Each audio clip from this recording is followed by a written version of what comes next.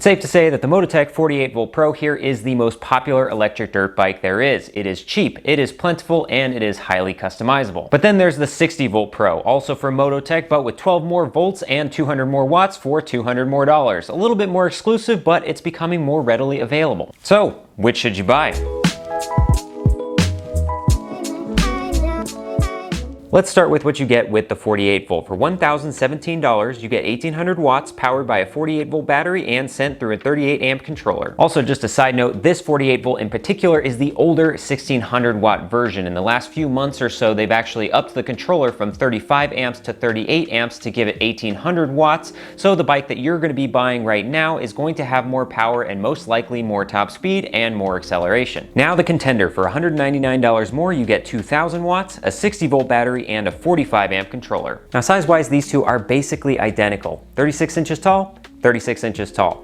27 inch seat height, 27 inch seat height. 40 inch wheelbase, 40.7 inch wheelbase. 12 inch ground clearance, 10.4 inch ground clearance. 93 pounds, 94 pounds. So ultimately the 60 volt is just a little bit longer, a little bit heavier, and a little bit closer to the ground. The reason why it's closer to the ground, by the way, is the motor placement. The motor is actually inside the frame like you would see with any other given dirt bike. The 48 volt, on the other hand, has the motor attached to the swing arm. Now ultimately the motor inside the chassis is a little bit more advantageous because it's not that unsprung weight on the swing arm, but these bikes are so underpowered and so small that that probably doesn't make a difference. The rider triangle is cramped, to say the least. For reference, I'm 6 foot 155 and a 34 inch inseam, so if you're less than any of those, I imagine it'll be better. So like I mentioned in my first review of the 60 volt, this is much more ergonomic for someone my size. And even though the seat, while smaller on this than it is the 48 volt, this one is actually padded more in the rear, which is naturally where I need to sit. The 48 volt, on the other hand, has very little to no padding on the seat where I need to sit, and that's because of the high ground clearance. These pegs are further up, which forces me to sit back even further, so much so that I'm basically on the rear fender.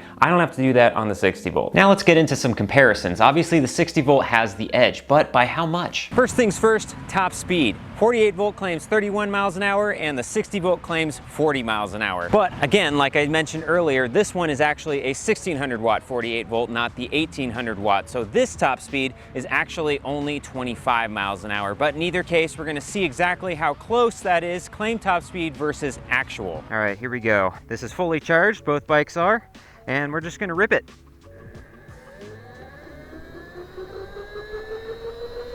10, 17, 19, 21, 22, 23. Remember, it's claimed 25. There's 24. And just before we hit the speed bump here, 24 miles an hour. All right, 60 volt time. Here we go. 15, 18, 23. We're already past it at 25, 27, 29, 30. Come on, let's see 40. Let's see 40 before we hit the speed bump. Passing another speed bump. 33, only 33. Interesting. Now that is interesting. 40 miles an hour claimed, 33 achieved. 25 miles an hour claimed, 24 achieved. And I figured that this bike, because it has had some use, so it's a little more tired, the batteries have gone through more cycles obviously than the 60 volt, so I figured that this one would actually be further off, either mile an hour wise or percentage wise from its claimed top speed, but it's actually pretty much right there still. Now for range, the 48 volt has a 13 amp hour battery, which has a surprisingly claimed 16 miles of range. And the 60 volt has 15.6 amp hours, which claims 18 miles. High figures if you ask me, because I've actually done a range test on the 48 volt and I got just about 10 to 11 miles, give or take, and that was some actual riding with some pretty steep trails and around town. However, you have to note that the mileage that they claim are in quote optimal conditions, which means probably going easy on it on a level flat surface, which unfortunately is what we'll be doing today in this parking lot. So I'm literally gonna go back and forth until the battery dies. Fun. This part is gonna take the longest and be the most boring. I don't even know exactly what this stretch is. This is a really long parking lot, but I guess we'll just count number of lengths to and from that we can do on the battery and see how long that is. Yeah. Oh, are you closing the gate? Okay, I'm out of here then. Tomorrow. All right, let's try this again, shall we? Now we're back in the morning. and we'll see what we can do. Now, I guess the semi-nice thing about this parking lot is that it's a long stretch. From one end to the other is just over a quarter mile. So if the claim 16 miles is anything to be believed, then that means I need to do this there and back 32 times. I'm gonna get really bored here really fast. 20 minutes later. Uh-oh, you hear that? I think we killed it. So that would have been, had we made it all the way down, 26 there and back. So 26 half miles, 13 miles. Now we get to do it all over again. At least this one will go faster. Eventually. And we're coming back down to number 26. So that means I have surpassed the 48 volt. So I guess we'll see how much more the 60 volt has. It's still running pretty strong, although it's a little bit less on power. Few inches later. And just like that, after a couple laps, we're on 28 right now. I don't think this is gonna make it to 29. Why does it always happen to die the furthest I am away from where I started? Had we made it all the way back down there, this would have been 28.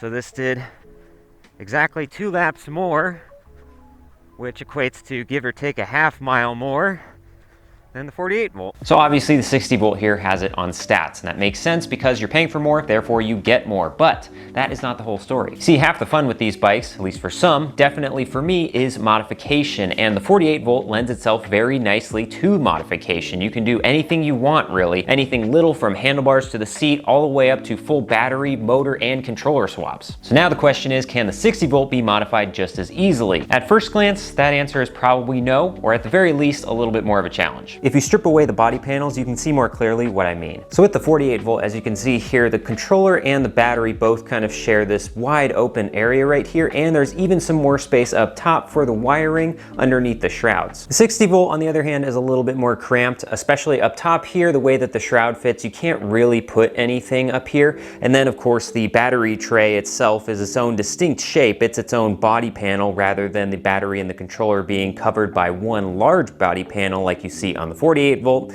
and it has a much smaller controller and wiring area. So as a prime example, one of the things that you can modify for these, and which I have done for the 48 volt, is one of these, a far driver controller. And if we make our way over to the 48 volt, you can see that the controller is basically the same size as the stock one, and it fits very nicely underneath here, mounts up in the exact same position as the stock one is, and there's plenty of room for any additional wiring or anything else that you may need between that and the battery. On the 60 volt, however, that is a different story. We're gonna make our way over to this side because on this side is the controller, and as you can see, this is a lot smaller than the 48 volt. Not only that, you can see behind it, there is a metal bar right here, which is part of the frame, and this goes straight across, which basically cuts the entire section where you would put the controller and the wiring in half. So on the right side over here is this plastic cover, and underneath this is all of the wiring connections. So having that bar right there in particular is gonna make finding a place for this pretty difficult, because you can't just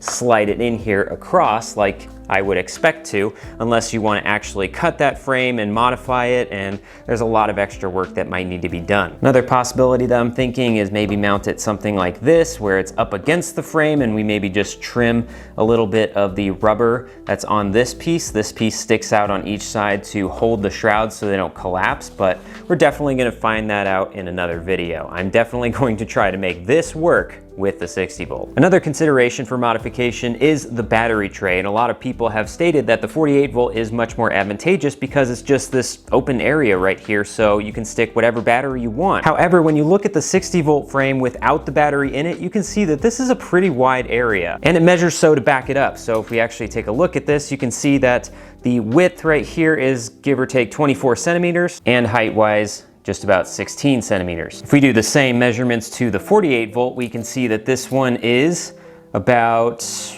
22 with the tabs bent, and height is a little different on this one, but realistically, if we go to about here, it's yeah, like 17, 18 centimeters. So pretty much the same. Now, taking into consideration the dimensions of the battery trays for both of these bikes, I found that the most popular battery swap that's out there, the 72 volt 20 amp hour from Amorg, will fit in either of these bikes. So it's back to the original question.